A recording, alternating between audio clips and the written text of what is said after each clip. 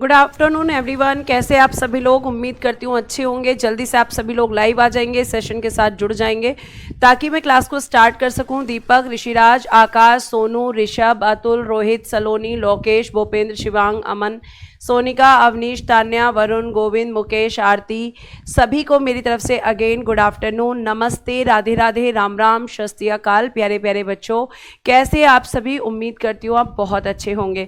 आप सोच रहे होंगे कि भाई कल क्लास क्यों नहीं हुई मैम, है ना?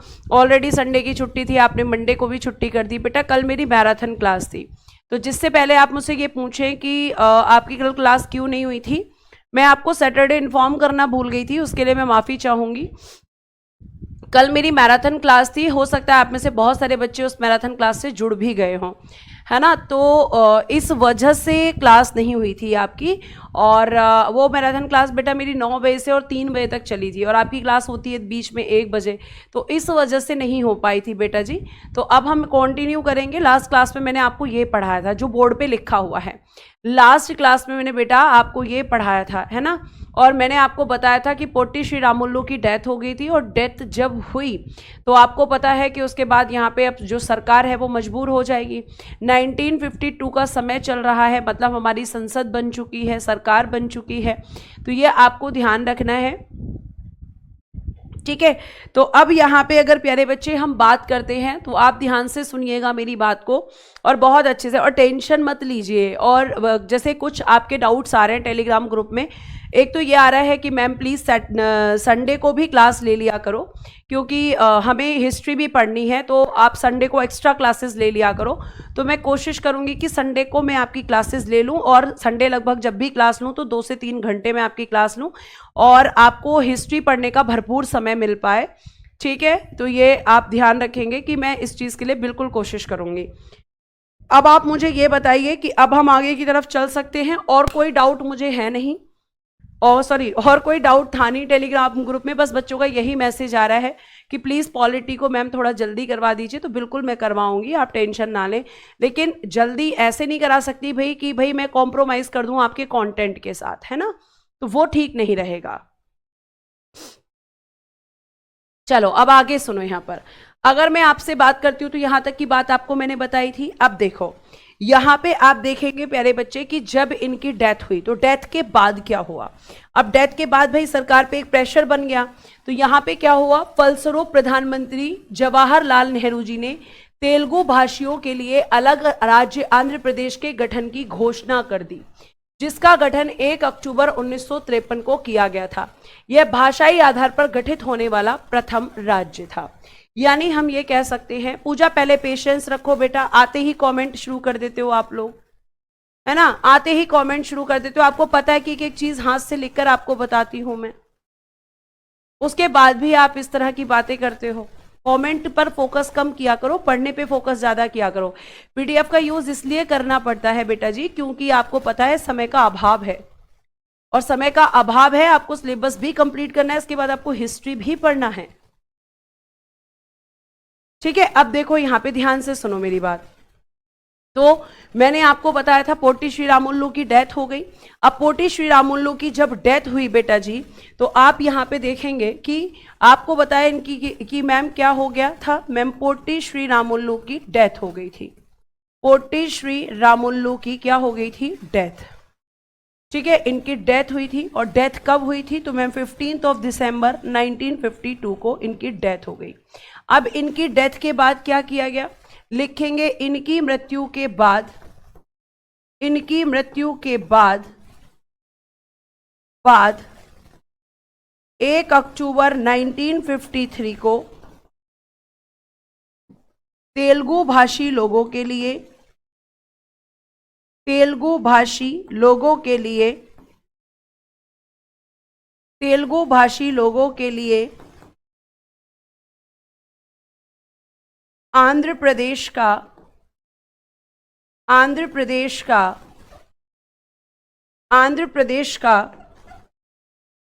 गठन किया गया, गठन किया गया, ठीक है? कब किया गया, 1 अक्टूबर 1953 को, जिसकी घोषणा पंडित जवाहरलाल नेहरू जी ने की थी, जिसकी घोषणा पंडित जवाहरलाल नेहरू जी ने की थी, जिसकी घोषणा पंडित जवाहरलाल नेहरू जी ने की थी,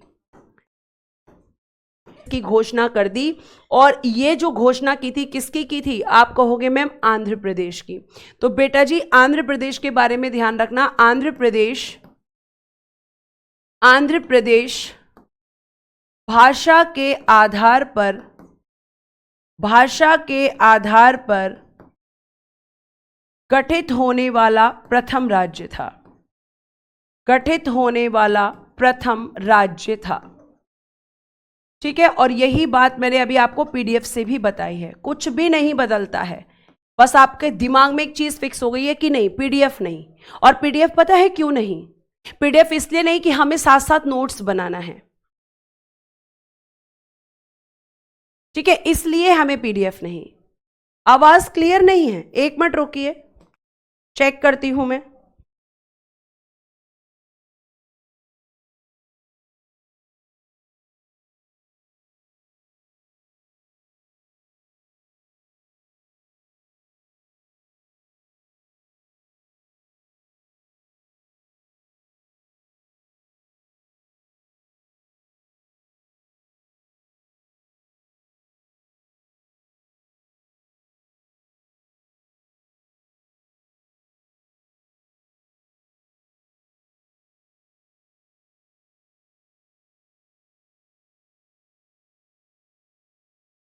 ठीक है, अब देखो एक बार चेक करो बेटा, क्योंकि यहां से बफरिंग तो नहीं थी।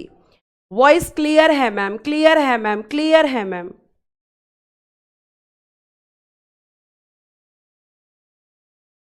बेटा बफरिंग तो नहीं हो रही है, मैंने यहां से नेट चेक कर लिया है, आप एक बार अपनी तरफ से चेक करो। क्लियर है? अब आगे सुनिए। तो हम ये कह सकते हैं कि आंध्र प्रदेश जो है वो आपका भाषा के आधार पर गठित होने वाला प्रथम राज्य था, जिस separate state of Telugu speakers Andhra Pradesh. It was formed on 1 October 1953। It was the first state to be formed on linguistic basis. ठीक है, इतनी बात आपको समझ में आ रही है। अब आगे देखिए प्यारे बच्चे, अगर हम आगे बात करते हैं तो अब आप एक चीज देखो कि भाई आपने क्या किया कि एक भाषा के लोगों के लिए स्पेशल आपने क्या बना दिया, आपने एक भाषा के लोगों के लिए स्पेशल एक स्टेट बना दिया। तो भाई बाकी लोगों की भी तो डिमांड वही है। जैसे फॉर एग्जाम्पल बेटा यहां से बफरिंग नहीं हो रही है, क्या हो रहा है ये आज? यहां से बफरिंग नहीं है बच्चा, यहां से बफरिंग नहीं है, यहां से एकदम क्लियर चल रहा है। एक बार आप वीडियो को रिफ्रेश कर लें।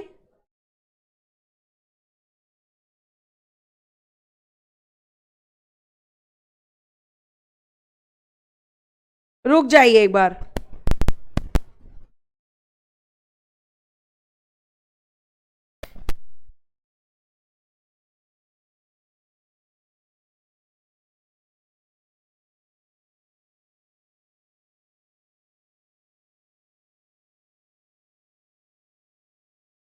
चलिए नेट चेंज कर दिया है, अब पढ़ लीजिए प्लीज, अब पढ़ लीजिए। कितना टाइम वेस्ट कर रहे हैं आप लोग? वाईफाई भी चेंज कर दिया है, अब पढ़ लीजिए। पहले आवाज आपको नहीं आ रही थी, ठीक है, फिर आपकी बफरिंग खत्म नहीं हो रही है, अब मैंने वाईफाई भी चेंज कर दिया है। अब प्लीज पढ़ लीजिए बेटा जी, 1 घंटे में आप 10 मिनट यही सब करते रहते हो। एक बार अपनी तरफ से भी चेक कर लिया करो कि कोई कमी हमारी तरफ से तो नहीं है। चलो अब देखो, तो यहां पे अगर हम बात करते हैं तो मैं आपसे ये कहना चाह रही हूं कि मुझे ये बताइए कि भारत के लोगों की डिमांड तो सबकी यही थी कि हमें भाषा आधारित राज्य चाहिए, लेकिन अगर यहां पर एक स्पेशल की हम डिमांड कर देते हैं फुलफिल, जैसे मान लीजिए आप घर में 4 बहन भाई हैं या 2 बहन भाई हैं, अब मम्मी पापा किसी एक के लिए ही केवल गिफ्ट्स लेकर आए, तो क्या आपको बुरा नहीं लगेगा? क्या आप उस बात पे रिएक्ट नहीं करेंगे? आप कहेंगे मैम बिल्कुल करेंगे, हम तो रिएक्ट करेंगे, क्या हम तो रोने बैठ जाएंगे, हम तो घर में जो है आमरण अनशन पे बैठ जाएंगे कि मैं खाना वाना नहीं खाऊंगा या खाना वाना नहीं खाऊंगी जब तक मुझे भी गिफ्ट नहीं मिलेंगे। तो ऐसा ही कुछ यहां पर था भाई, जब आपने तेलुगु भाषी लोगों के लिए एक अलग राज्य बना दिया तो हमारे लिए भी बनाओ, बाकी भाषा के लोगों के लिए भी बनाओ, है ना, बाकी लोगों के लिए भी बनाओ। तो यहां पे आपको ध्यान रखना है प्यारे बच्चे कि अगर मैं आपसे बात करती हूं तो आप एक चीज को बहुत अच्छे से ध्यान रखेंगे कि जब तेलुगु भाषी लोगों के लिए ऐसा किया गया तो तेलुगु भाषियों के लिए पृथक राज्य के गठन के पश्चात अन्य भाषा या भाषियों द्वारा अलग राज्य की मांग भी तेज हो गई। उन्होंने कहा कि भाई जब आपने इनके लिए बना दिया है तो आप हमारे लिए भी बनाओ। आप हमारे लिए क्यों नहीं बना रहे हो, आप हमारे लिए भी बनाओ। जब आपने उनकी डिमांड को फुलफिल कर दिया तो हमारी भी डिमांड को फुलफिल करो। अब सरकार बड़ी परेशान हो गई। ठीक है, अब हमें बड़ी दिक्कत हो रही है कि भाई आपने तो उनके लिए तो बना दिया, हमारे लिए नहीं बनाया। तो वही वाली बात हो गई कि घर में एक बच्चे के लिए गिफ्ट आ गए, बाकी बच्चों के लिए नहीं आए, तो बाकी बच्चे तो रिएक्ट करेंगे। तो सेम यहां पर कि भाई आपने एक क्यों बनाया राज्य, या तो आप किसी के लिए भी मत बनाओ, और अगर आपने बनाया है तो फिर आप हम लोगों के लिए भी बनाओ। अब सरकार प्रेशर में आ गई। सरकार किस में आ गई प्यारे बच्चे, बहुत ज्यादा प्रेशर में आ गई। और प्रेशर में आई तो देखो क्या हुआ, अब यहां पे जब मांग तेज हो गई दोबारा से लोग कहने लगे भाई हमें भी दो, हमें भी भाषा के आधार पे राज्य बनाकर दो। तो यहां पे क्या हुआ देखिए, जिस पर विचार करने के लिए 1953 में न्यायमूर्ति फजल अली की अध्यक्षता में 3 सदस्यीय जो कि अन्य सदस्य थे 3, ठीक है, उसका एक गठन किया गया। तो कौन सा आयोग बना बेटा जी, फजल अली आयोग। तो अब आप मैम इसको लिखकर बता दो, चलो लिखकर देखो।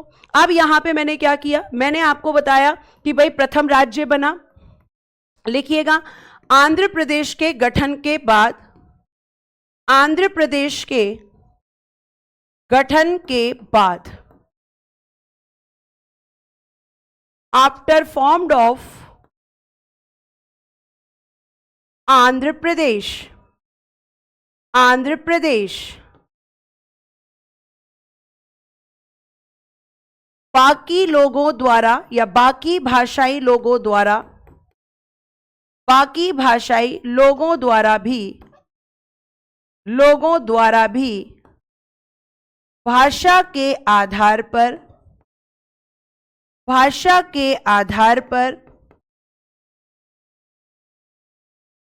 पृथक राज्य की मांग, पृथक राज्य की मांग बढ़ गई, बढ़ गई, जिस पर विचार करने के लिए, जिस पर विचार करने के लिए 1953 में, 1953 में, 1953 में फजल अली आयोग, जिसे बेटा जी राज्य पुनर्गठन आयोग भी कहते हैं, राज्य पुनर्गठन आयोग, इंग्लिश में कहेंगे स्टेट रीऑर्गेनाइजेशन कमीशन, लिखिएगा state reorganisation commission, state reorganisation commission, ठीक है, फजल अली आयोग या राज्य पुनर्गठन आयोग का गठन किया गया। क्यों कि भाई आप अब लोगों की डिमांड जो है, जो आंध्र प्रदेश के गठन के बाद तेज हो गई है, ठीक है, उसको प्लीज उस पर डिस्कशन कीजिए और हमें रिपोर्ट दीजिए। तो आप हेडिंग क्या देंगे, अब मैम हम हेडिंग देंगे फजल अली आयोग। फजल अली आयोग क्यों रखा गया इसका नाम फजल अली आयोग, फजल अली कमीशन, आयोग को इंग्लिश में कहते हैं कमीशन। इस कमीशन के जो चेयरमैन हैं, अध्यक्ष, उनका नाम है बेटा जी फजल अली, उनका नाम है बेटा जी न्यायमूर्ति फजल अली, न्यायमूर्ति फजल अली, इसीलिए इस कमीशन का नाम है फजल अली। और इसमें इनके साथ में, ठीक है, कमीशन का नाम क्या है, न्यायमूर्ति फजल अली, इसलिए इसका नाम है फजल अली। ठीक है, अब देखो यहां पे अगर हम बात करते हैं तो फजल अली कमीशन बना है। और फजल अली कमीशन क्यों बनाया गया है कि भाई आंध्र प्रदेश बन चुका है और उसके बाद लोगों की मांग बहुत तेज हो चुकी है। इसमें बेटा जी 2 कौन है, अन्य सदस्य हैं, 2 अदर मेंबर्स हैं इनके साथ में, यानी हम कह सकते हैं कि जो आपके पहले अदर मेंबर्स के नाम लिखिए। अदर मेंबर्स कितने हैं बेटा जी? तो आप कहोगे मैम इनके साथ 2 हैं। जैसे पहले का नाम लिखिएगा हृदयनाथ कुंजरू। हृदयनाथ कुंजरू, ये एसएससी ने क्वेश्चन पूछा जा चुका है, ये क्वेश्चन पूछा जा चुका है। तो हृदयनाथ कुंजरू। और दूसरे कौन है?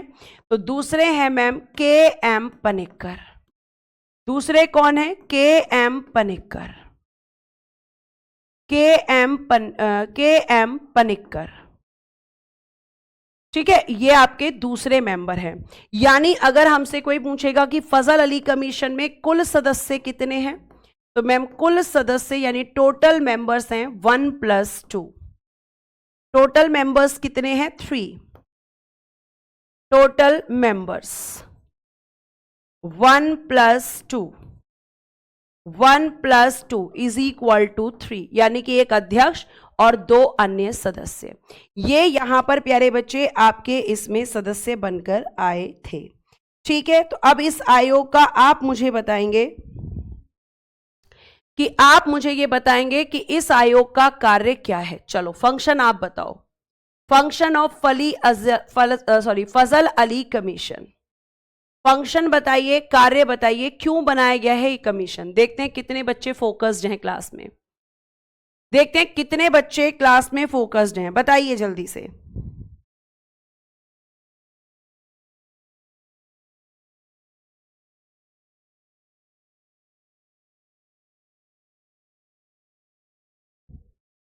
बताइए।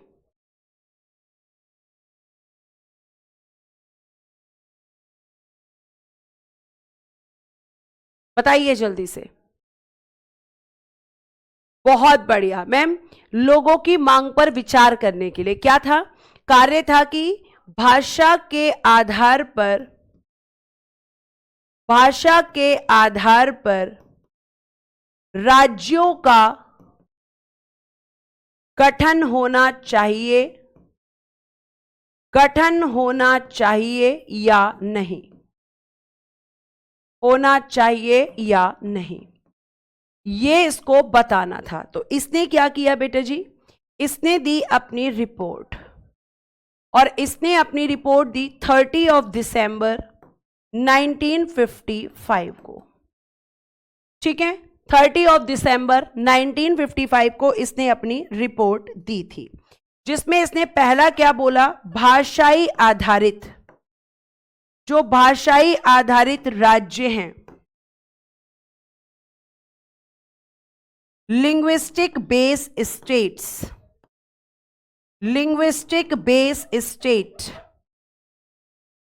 भाषाई आधारित राज्यों का गठन नहीं होना चाहिए। इसने मना कर दिया कि भैया ये नहीं होना चाहिए, बिल्कुल भी नहीं होना चाहिए, किसी भी कीमत पर नहीं होना चाहिए। साथ साथ इन्होंने कहा कि भाई आपको, इस कमीशन ने कहा कि आपको राज्यों का पुनर्गठन करना चाहिए। राज्यों का पुनर्गठन, रीऑर्गेनाइज्ड ऑफ स्टेट आपको करना चाहिए। रीऑर्गेनाइज्ड ऑफ स्टेट इन्होंने कहा कि ये आपको करना चाहिए, ये आपको नहीं करना चाहिए। ठीक है, पूरा बता देगा ये। अब पूरी रिपोर्ट इसने तैयार की और पूरा एक्सप्लेन करेगा कि क्या क्या करना चाहिए। तीसरा पॉइंट इसने कहा कि आपके संविधान में, इसने कहा कि भाई जो संविधान का भाग 7 है, संविधान का भाग 7 part 7 of constitution, part 7 of constitution, इसने कहा कि भैया सबसे पहले उसको रिमूव कर दो, उसको हटाओ। ठीक है, उसको खत्म करो। जो कैटेगरीज में आपने डिवाइड किया हुआ है उसे खत्म कर दीजिए। क्यों खत्म कर दीजिए? क्योंकि लोग उससे सहमत नहीं हैं। और रीऑर्गेनाइज्ड कीजिए दोबारा से चीजों को, यह आपको ध्यान रखना है। अब देखिए आगे और क्या कहा। अब इससे पूछा गया कि राज्यों का पुनर्गठन कैसे करना चाहिए, तो इसने कहा कि राज्यों का पुनर्गठन करने के लिए, राज्यों का पुनर्गठन करने के लिए करने के लिए राज्य पुनर्गठन अधिनियम, राज्य पुनर्गठन अधिनियम 1956 संसद द्वारा पारित करना चाहिए। संसद द्वारा पारित, पारित होता है बेटा जी पास्ड, कि संसद क्या करे, संसद द्वारा पारित होना चाहिए। ये इसने कहा कि भैया एक्ट बनाओ, स्टेट रीऑर्गेनाइजेशन एक्ट बनाओ, और एक्ट बनाकर आप जो है दोबारा से ऑर्गेनाइज्ड करो स्टेट्स को। 1956 ये इसकी रिकमेंडेशन थी। हाँ, एबीसीडी को समाप्त का मतलब क्या होता है? एबीसीडी को समाप्त का मतलब है ऋषि कि जो पार्ट 7 में क ख ग या आप एबीसीडी जो कैटेगरीज डिवाइड कर रखी थी, जो मैंने आपको स्टार्टिंग में बताया था, ये कह रहा है कि उसको खत्म करो। ये कह रहा है पार्ट 7 को हटा दो संविधान से और उसकी जगह पर स्टेट्स को रीऑर्गेनाइज्ड करो। और रीऑर्गेनाइज्ड करके आप जो इसने कहा कि भैया सुनो, यहां पर आपको क्या करना है, आपको रीऑर्गेनाइज्ड करना है। तो उसके बाद इसने ये भी बताया कि आपको क्या करना है कि आप यहां पर 16 स्टेट्स बनाओ, 16 राज्य बनाओ, और इसने कहा कि इसके अलावा 3 यूनियन टेरिटरीज यानी 3 केंद्र शासित प्रदेश बनाओ। ये इसने रिकमेंड किया था, ये इसकी सिफारिशें थी। अब सरकार ने कौन कौन सी एक्सेप्ट की थी मैम? देखो, इसने जब रिकमेंडेशन की, सिफारिशें की, तो सरकार ने इसकी इस बात को एक्सेप्ट किया। राज्यों का पुनर्गठन हो जाना चाहिए, एक्सेप्ट किया सरकार ने। संविधान का भाग 7 हटा दो, संविधान के भाग 7 को रिमूव कर दो, यह भी एक्सेप्ट कर लिया सरकार ने। और राज्यों का पुनर्गठन करने के लिए राज्य पुनर्गठन अधिनियम 1956 पारित करो, यह भी एक्सेप्ट किया सरकार ने। लेकिन एक चीज जो आपको मैंने लास्ट में बताई, और वो ये बताई कि भाई जब इसने कहा कि 16 स्टेट्स बनाओ और 3 यूनियन टेरिटरीज बनाओ, तो सरकार ने इसमें थोड़ा सा चेंज कर दिया। सरकार ने क्या किया? सरकार ने बेटा जी, सरकार ने 1 नवंबर 1956 को, ठीक है, राज्य पुनर्गठन अधिनियम के आधार पर बनाए 14 स्टेट्स और 6 यूनियन टेरिटरीज। यानी यहां पे चेंज कर दिया सरकार ने। मान तो ली इसकी बात, लेकिन बनाए कितने? 14 स्टेट और 6 यूटीज। इसने कितने के लिए रिकमेंडेशन किया था मैम? इसने रिकमेंडेशन किया था 16 और 3 के लिए, लेकिन सरकार ने बनाए 14 और 6। किस आधार पे बनाए? तो ma'am state reorganisation act 1956, state reorganisation act 1956 के आधार पर 1 नवंबर 1956 को सरकार ने 14 राज्य और 6 केंद्र शासित प्रदेशों का गठन कर दिया था। ये आप बहुत अच्छे से ध्यान में रखेंगे, ठीक है? ये बात आपको पता होनी चाहिए। यहां पे ये सारी चीजें की गई, रिपोर्ट आ गई, और प्यारे बच्चे यहां पर क्या बन गए? राज्य आपके बन गए थे, ठीक है? अब राज्य बन गए, लेकिन आप मेरी एक बात को ध्यान से सुनो, आप मेरी बात को ध्यान से सुनो। अगर मैं आपसे पूछूं कि ये तो हो गई 1956 की बात, लेकिन अगर मैं पूछूं बेटा जी आपसे इन प्रेजेंट, यानी अगर मैं आपसे पूछूं कि वर्तमान में, सबसे पहले मुझे बताओ वर्तमान में आपके राज्य कितने हैं? वर्तमान में राज्यों की संख्या, नंबर ऑफ स्टेट्स कितना है? क्योंकि हमें यह भी तो जानना होगा। तो मैम आपने बताया था कि 28 हैं। मैंने आपको बताया था कि आपके यहां पर राज्यों की संख्या कितनी है? 28 है यहां पर। तो 14 राज्य आपके कब बन गए थे मैम? 14 तो 1956 में बन गए थे। यानी अब हमें जानना है कि 14 स्टेट तो हमारे 1956 में हैं, हमारा 15 नंबर का स्टेट कौन सा था? तो बेटा जी 15वां स्टेट बना था आपका गुजरात, और यह बना था 1 मई 1960 को। इसकी लिस्टिंग है, वैसे मैं लिस्टिंग ही आपको दिखा देती हूं, ठीक है? यहां पे आप ध्यान रखेंगे, ये रही लिस्टिंग। ये रही लिस्टिंग। देखो या आंध्र प्रदेश तो पहले ही बन चुका था, 1953 में ही बन चुका था। अब 1956 में हमारे पास कितने हैं मैम? आपने अभी बताया कि 1956 में हमारे पास 14 हैं।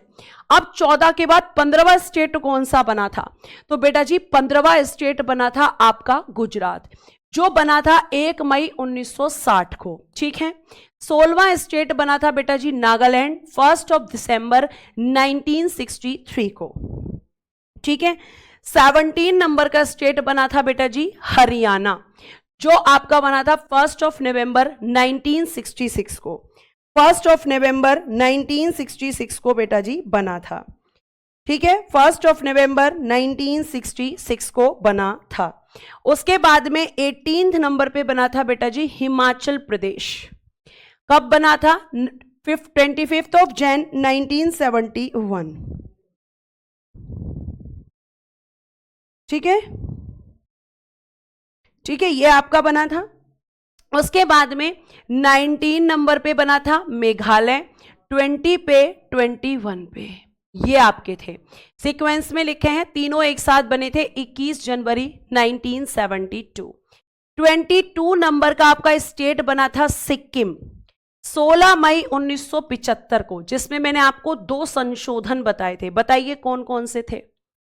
2 अमेंडमेंट्स मैंने आपको बताए थे मैम। एक आपने बताया था 35 कॉन्स्टिट्यूशन अमेंडमेंट 1974 और 36 कॉन्स्टिट्यूशन अमेंडमेंट 1975।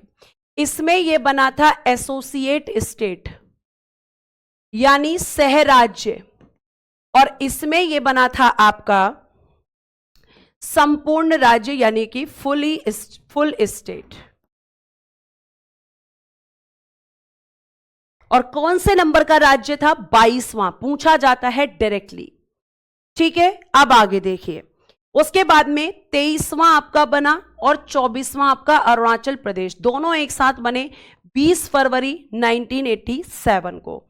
फिर बेटा आपका बना गोवा, 25वां राज्य, और गोवा बना था 30 मई 1987 को। लेकिन मैं आपको बता दूं गोवा के बारे में भी, मैं आपको बेटा जी गोवा के बारे में भी बता देती हूं। देखो, अगर मैं आपसे बोलूं, थोड़ा सा प्लेन स्लाइड लूंगी गोवा के बारे में बताने के लिए, वैसे तो इसका संबंध हिस्ट्री से है लेकिन हम यहां पढ़े। देखो गोवा बेटा, अगर मैं गोवा की बात करती हूं तो 1961 तक यहां पर पुर्तगालियों का अधिकार था।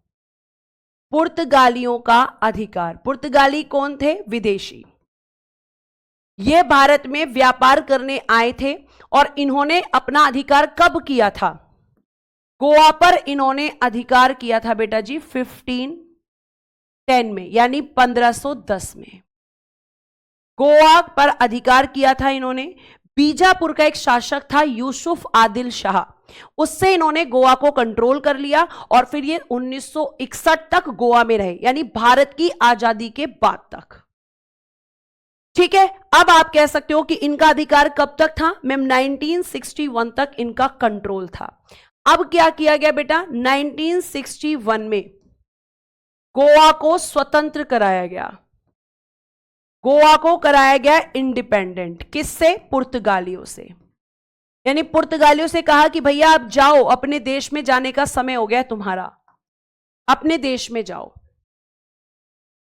ठीक है, यह आपको ध्यान रखना है। तो आप कहोगे कि मैम 1961 में गोवा को क्या कराया गया? आजाद कराया गया था। ठीक है, अब आजाद कराया गया, ठीक है, बहुत अच्छी बात है, लेकिन इसको भारत का तो हिस्सा था नहीं 1961 से पहले। 1961 में जब इसको आजाद कराया गया तो इसको जो है, इसको भारतीय राज्य बनाने के लिए, भारतीय राज्य बनाने के लिए क्या किया गया? तो भारतीय राज्य बनाने के लिए 56 कॉन्स्टिट्यूशन अमेंडमेंट 1987 हुआ, और इस अमेंडमेंट के द्वारा ये कौन से नंबर का भारतीय राज्य बना? मैम 25वां।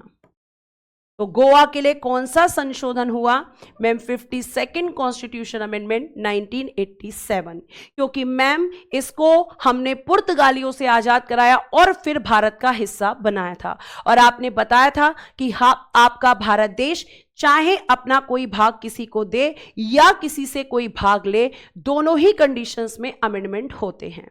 तो इसीलिए गोवा के बारे में प्रश्न आता है कि गोवा के लिए कौन सा अमेंडमेंट हुआ था। तो बेटा जी गोवा के लिए 56 कॉन्स्टिट्यूशन अमेंडमेंट 1987 हुआ, जब इसे भारत का 25वां राज्य बनाया गया था।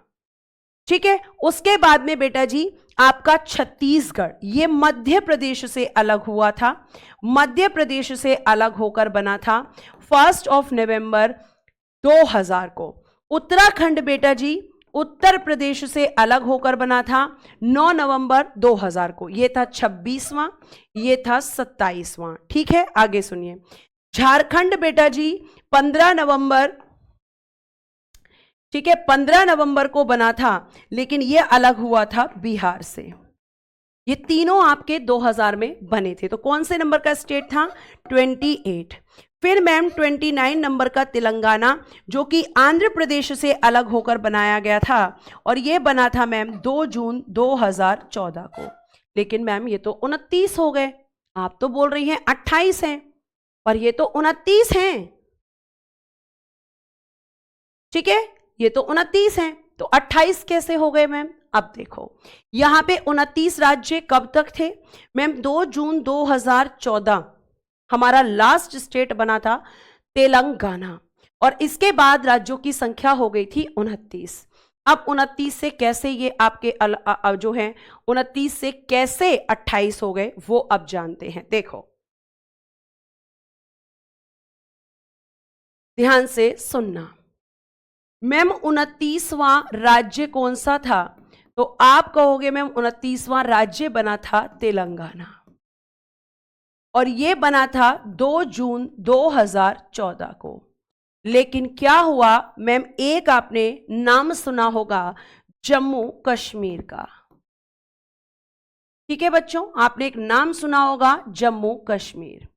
बेटा जी जम्मू कश्मीर एक राज्य हुआ करता था, राज्य हुआ करता था, लेकिन कब तक हुआ करता था?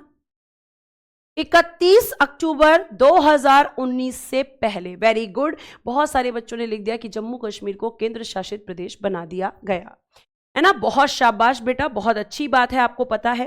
अब ये जो जम्मू कश्मीर है, जो राज्य हुआ करता था, इसे प्यारे बच्चे 31 अक्टूबर 2019 को, ठीक है, 31 अक्टूबर 2019 को केंद्र शासित प्रदेश बना दिया गया। केंद्र शासित प्रदेश क्या कर दिया इसको?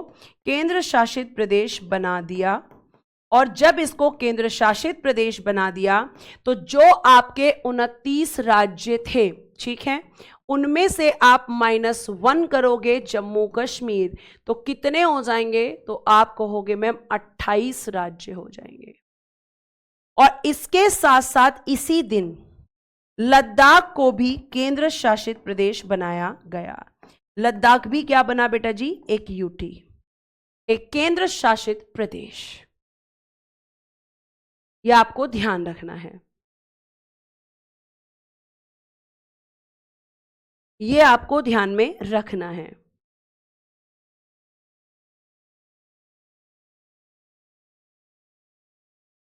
ठीक है,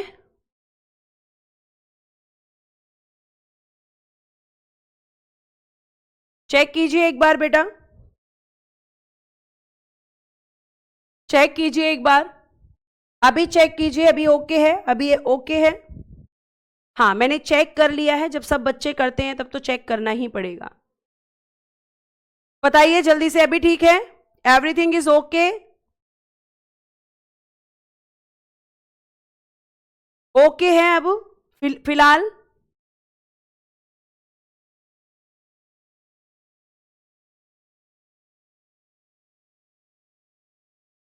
ओके है अभी बेटा? अभी बताइए।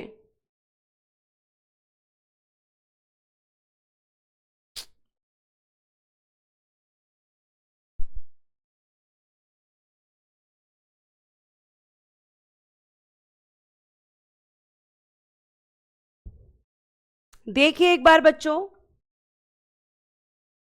अब देखिए यहां पर, ठीक है, अब हम यहाँ पे ये कह सकते हैं कि जो जम्मू कश्मीर और लद्दाख हैं ये दो नए केंद्र शासित प्रदेश हैं और ये कब बने थे, तो आप कहोगे कि मैम ये बने थे 31 अक्टूबर 2019 को। ठीक है, अब देखिए यहां पर अगर मैं आपसे यहां बात करूं तो आपको ये पता चल गया, आपका आंसर मिल गया कि 28 राज्य कैसे बने थे। क्लियर है बेटा जी? आप बताइए, एवरीथिंग इज क्लियर? आगे चलिए। अब देखो, अगर मैं आपसे बात करती हूं तो आप मेरी बात को बहुत ध्यान से सुनेंगे। अब मैं अगर आपसे बात करूं तो प्यारे बच्चों, आप यहां पे देखेंगे, आपके मैं आप कुछ बताऊंगी, देखो यहां पे लिखा हुआ भी है, जम्मू कश्मीर पुनर्गठन अधिनियम 2019 के तहत 31 अक्टूबर 2019 को दो नए केंद्र शासित प्रदेश जो उसमें आए। ठीक है, दो नए केंद्र शासित प्रदेश प्रवर्तन में आए। ठीक है, जम्मू कश्मीर और आपका लद्दाख। तो मैंने ये लिखकर बताया। अब आगे सुनिए, अब हम बात करते हैं यूटीज की। अब हम बात करते हैं यूटीज की, यानी केंद्र शासित प्रदेशों की। तो आप मुझे बताइए कि केंद्र शासित प्रदेश, यूनियन टेरिटरीज, अगर हम इनकी बात करते हैं तो ये आपके 1956 में कितने थे? ठीक है, और इन प्रेजेंट कितने हैं? दोनों का आंसर कीजिए। 1956 में कितने केंद्र शासित प्रदेश थे और आपके इन प्रेजेंट कितने हैं? बहुत बढ़िया, बच्चा कह रहा है कि मैम 1956 में अगर हम बात करते हैं तो आपके 14 राज्य और 6 केंद्र शासित प्रदेश बने थे और इन प्रेजेंट मैम ये 8 हैं।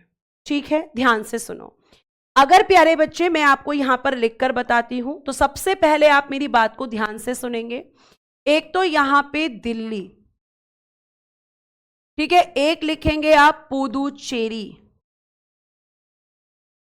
दिल्ली लिखेंगे, पुदुचेरी लिखेंगे, एक मिनट ऐसे लिखिए, दिल्ली, अंडमान एंड निकोबार, क्योंकि एक चीज और बता दूंगी मैं आपको, दिल्ली, अंडमान एंड निकोबार, सारे यूटीज के नाम, क्योंकि बहुत सारे बच्चों को नहीं पता होता है, चंडीगढ़ और आपका लक्षद्वीप, लक्षद्वीप, और हम कह सकते हैं दादर नागर हवेली, दादर नागर हवेली, फिर हम कह सकते हैं दमन द्वीप। ठीक है, दादर नागर हवेली, दमन द्वीप, पुदुचेरी, जम्मू कश्मीर और लद्दाख। बेटा काउंट करना कितने हो गए? आप कहोगे कि मैम 1 2 3 4 5 6 7 8 9, यानी 31 अक्टूबर 2019 में अगर हम बात करते हैं तो आप कहोगे कि मैम 31 अक्टूबर 2019 तक हमारे यहां पर केंद्र शासित प्रदेशों की संख्या 9 थी, लेकिन फिर ये 8 कैसे हो गए? तो देखो, 9 तो इनकी संख्या हुई जब ये दो यूनियन टेरिटरीज आपके बने 31 अक्टूबर 2019 को, तो इनकी संख्या हो गई थी 9। ठीक है, आप ध्यान रखेंगे।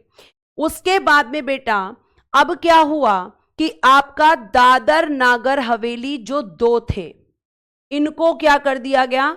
इन दोनों का कर दिया विलय, इन दोनों को कर दिया बेटा जी मर्ज, यानी इनका पूरा नाम रख दिया दादर नागर हवेली, दादर नागर हवेली एंड दमन द्वीप। कहा कि अब तुम दोनों अलग अलग नहीं, एक साथ रहोगे, और इनका विलय किया गया बेटा जी 26 जनवरी 2020 को, और विलय कर दिया गया।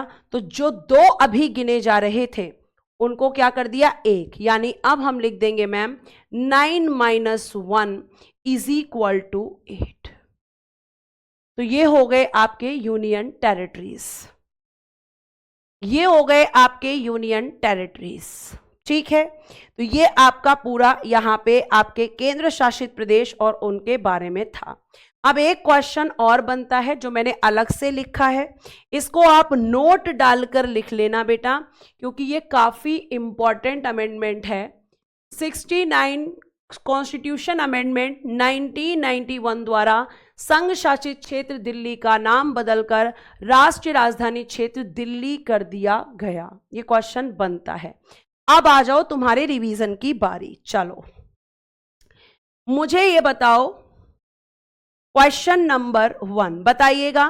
भारत राज्यों का संघ है, भारत राज्यों का संघ है, ये कहां पर कहा गया है? पहला क्वेश्चन। दूसरा, किसी भी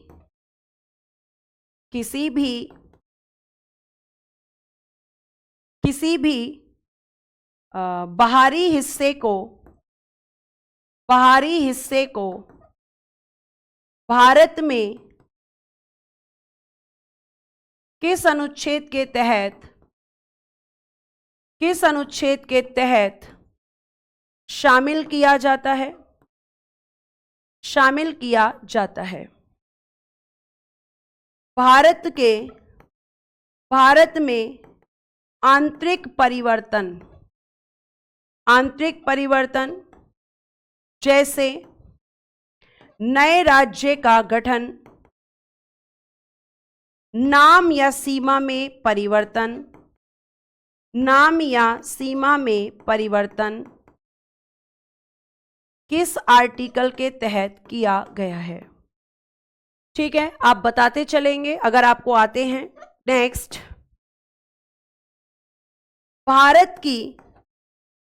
भारत के संविधान से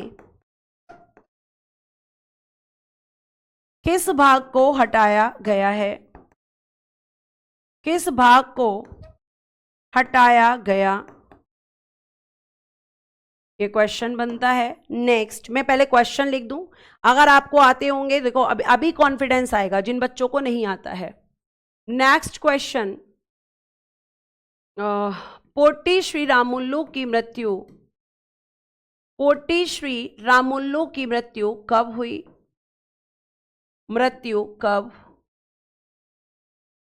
भाषा के आधार पर गठित होने वाला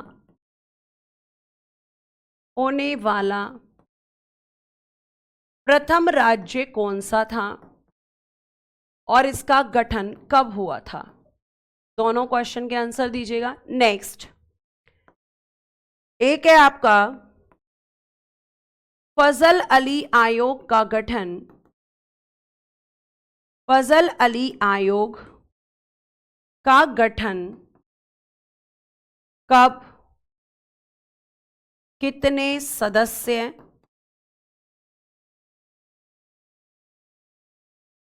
और कितने सदस्य में कुल बताना है। इसने अपनी रिपोर्ट कब दी थी? राज्य पुनर्गठन अधिनियम कब पारित हुआ था?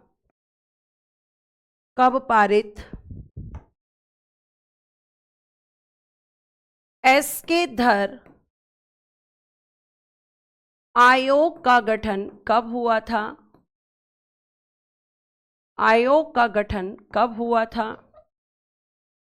फजल अली आयोग ने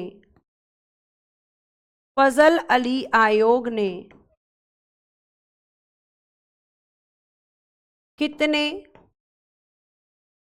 राज्य और केंद्र शासित प्रदेश बनाने को कहा?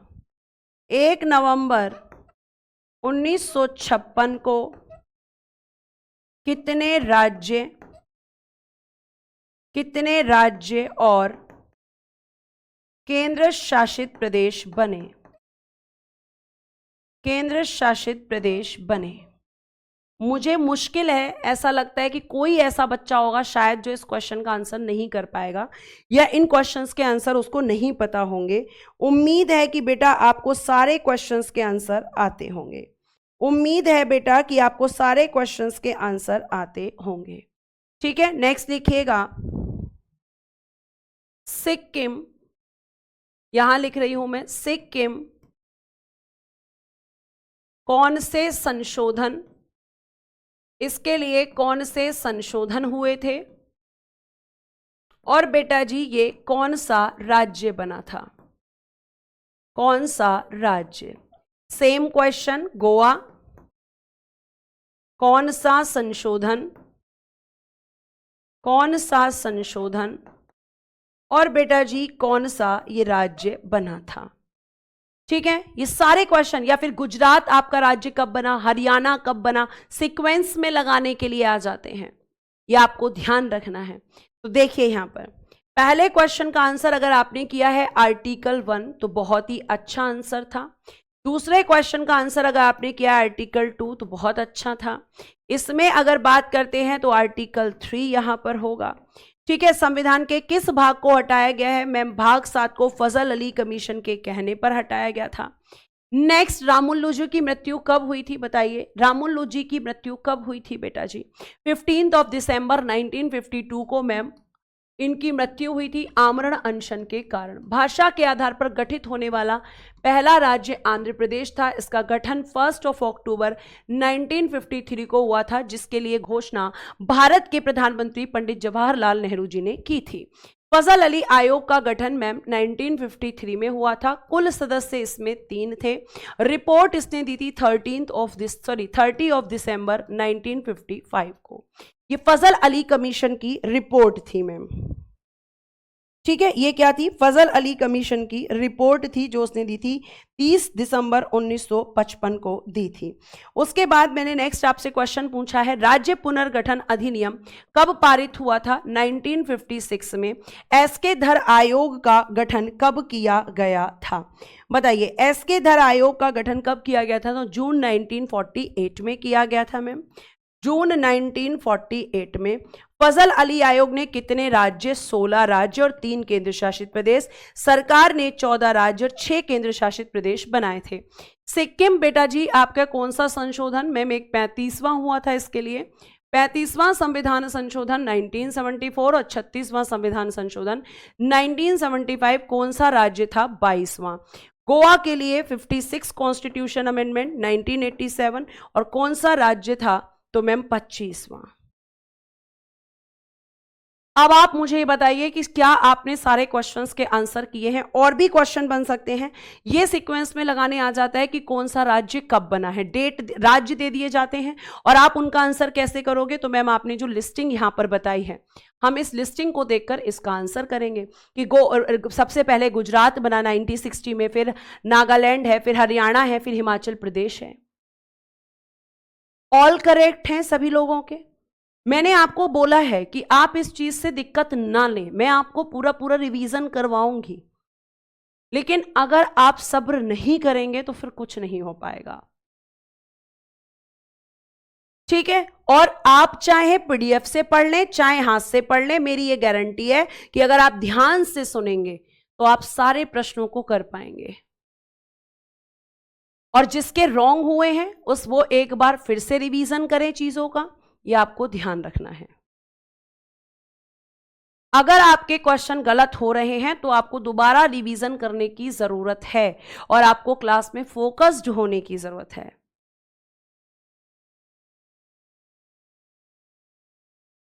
थैंक यू एहसान, थैंक यू सो मच। ठीक है, अब देखो यहां पर जो अब आपके साथ के प्यारे बच्चों, आप ही के साथी हैं जो कह रहे हैं मैम सारे के सारे क्वेश्चन बन रहे हैं, तो वो क्यों बन रहे हैं उनके, क्योंकि वो बेटा जी फोकस्ड हैं। आपको मैं हमेशा कहती हूं कमेंट से दूर रहो, और अगर आपका देखो डिमोटिवेट नहीं होना है, अगर आपके 4 क्वेश्चन गलत हैं या 5 क्वेश्चन गलत हैं तो आपको दोबारा से रिवीजन करना है। आपका एक नया चैप्टर है बेटा जी, नागरिकता, सिटीजनशिप, नागरिकता आपका एक नया चैप्टर है। और देखिए इसमें क्या लिखा है, सबसे पहला क्वेश्चन कि नागरिकता संविधान के किस भाग में है, भाग 2 में। हम कह सकते हैं कि मैम पार्ट 2 में है। केवल इतना पढ़ें कि नागरिकता सिटीजनशिप किस पार्ट में है, पार्ट 2 में है। उसके बाद में किस आर्टिकल से किस आर्टिकल तक है, आर्टिकल 5 to 11 नागरिकता के बारे में प्रावधान किया गया है, प्रोविजन किया गया है। ठीक है, ये आपको बहुत अच्छे से ध्यान रखना है। प्यारे बच्चे, अगर मैं आपसे आगे बात करती हूं तो आप एक चीज और देख लें, यहां पर एक चीज के बारे में और समझ लें यहां पर। ठीक है, एक चीज और आपको समझनी है, और वो क्या समझनी है? वो समझनी है कि भारत में ब्रिटेन के समान एकल नागरिकता, मैंने आपको बताया था कि सिंगल सिटीजनशिप का कॉन्सेप्ट इंडिया में कहां से लिया गया है? मैम आपने बताया था कि ब्रिटेन से लिया गया है, ब्रिटेन से लिया गया है। कहां से लिया गया है बच्चे? मैम ब्रिटेन से लिया गया है। ठीक है, और आपका जो भारत, यानी भारत और ब्रिटेन में कैसी सिटीजनशिप है? तो मैम भारत और ब्रिटेन में सिंगल सिटीजनशिप है। तो हम कह सकते हैं India has provision for single citizenship like a Britain. मतलब ब्रिटेन और भारत में सिंगल सिटीजनशिप है, और सिंगल सिटीजनशिप का कॉन्सेप्ट भारत में कहां से लिया गया है? ब्रिटेन से। लेकिन वहीं पर मैम अमेरिका में दोहरी नागरिकता है, अमेरिका हैज ड्वेल सिटीजनशिप। अब बहुत सारे बच्चों को नहीं पता होता कि सिंगल सिटीजनशिप और ड्वेल सिटीजनशिप में क्या डिफरेंस होता है। बेटा जी, मान लो कि ये हमारा भारत देश है, और अगर आपसे कोई पूछेगा कि आप कहां के नागरिक हो, तो आप तुरंत कहोगे भारत के।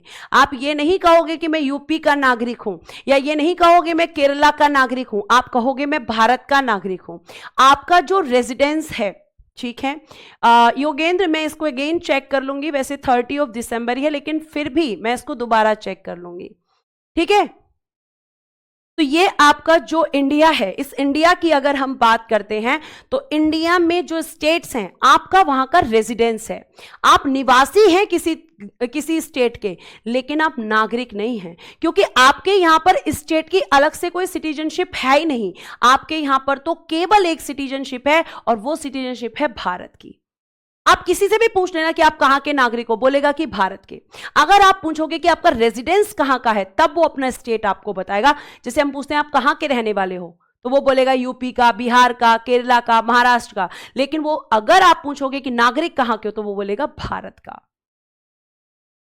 ठीक है, अब आगे देखिए, अब अमेरिका की हम बात करते हैं। मान लो ये अमेरिका, तो अमेरिका में क्या है कि एक तो पूरे अमेरिका की सिटीजनशिप होती है। ठीक है, पूरे अमेरिका की सिटीजनशिप, और अमेरिका के अंदर जो स्टेट्स हैं, इनकी प्यारे बच्चे, अमेरिका के अंदर क्या होता है? अमेरिका में राज्यों की अलग नागरिकता है, अमेरिका में राज्यों की अलग नागरिकता है। तो इसीलिए हम बोलते हैं कि अमेरिका में ड्वेल सिटीजनशिप है। यानी अगर हमारे भारत में ऐसा हो जाए कि एक तो हमारे पास भारत की नागरिकता है, और एक हमारे पास जहां हमारा रेजिडेंस है वहां की नागरिकता है, तो हमारे यहां भी दो हो जाएंगी। लेकिन ऐसा नहीं है, लेकिन ऐसा नहीं है बेटा, हमारे यहां तो सिंगल है। लेकिन अमेरिका में अमेरिका के स्टेट की और ऑल ओवर पूरे अमेरिका की, यानी दो सिटीजनशिप हर एक नागरिक को लेनी पड़ती है अमेरिका में। तो ये केवल इसमें डिफरेंस होता है। कल मैं आपको पढ़ाऊंगी नागरिकता में आगे चीजें, कि भाई आपको नागरिकता कैसे मिलती है, नागरिकता कैसे खत्म हो सकती है, नागरिकता के लिए क्या क्या कॉन्सेप्ट्स आपके हैं, जो क्या क्या क्वेश्चंस आपके बन सकते हैं, अभी नागरिकता के से रिलेटेड जो रिसेंट आपका अमेंडमेंट हुआ था वो क्या था, उसमें क्या प्रोविजंस किए गए थे, ये सब मैं आपको बताऊंगी, लेकिन अब नेक्स्ट क्लास में। अगर आपको मेरी क्लास अच्छी लगी हो, ठीक है, तो प्लीज एक बार स्माइल करके जरूर जाइएगा, क्योंकि हम कल यहां पे आपका पढ़ेंगे। कोमल आर्टिकल 4 में कहा गया है कि आर्टिकल 2 और 3 में संसद जो भी विधान बनाती है वो संविधान संशोधन नहीं है, क्योंकि विधान बनाना संविधान संशोधन नहीं होता, कॉन्स्टिट्यूशन अमेंडमेंट नहीं होता है। ठीक है, टाइम हो गया है। अच्छा ये बताओ, आपकी 2 बजे से क्लास होती है क्या? जल्दी से बताओ, आपकी 2 बजे से क्लास होती है क्या? Thank you for smiley, thanks. पहले मुझे ये बताओ, 2 बजे से क्लास होती है आपकी? यस या नो लिख के भेजो। अच्छा होती है, चलो ठीक है फिर। All the best for next class.